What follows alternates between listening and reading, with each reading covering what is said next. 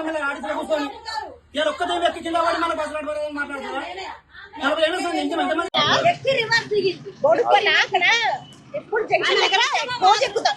రోజు timing 7 o'clock. దిగుతూనే ఉన్నారు, వెళ్ళిపోతూనే ఉన్నాడు. ఎక్కద్దు మీరు ఎక్కద్దు కూడా వెళ్ళిపోతూనే ఉన్నారు.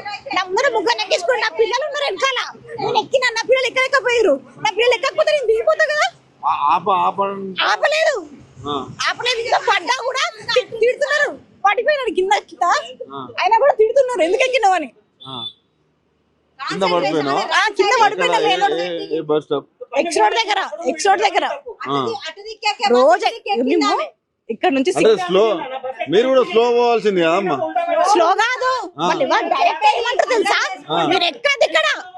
ఇప్పుడు కూడా అదే అంటున్నాడు, మీరు ఎక్కది ఇక్కడ.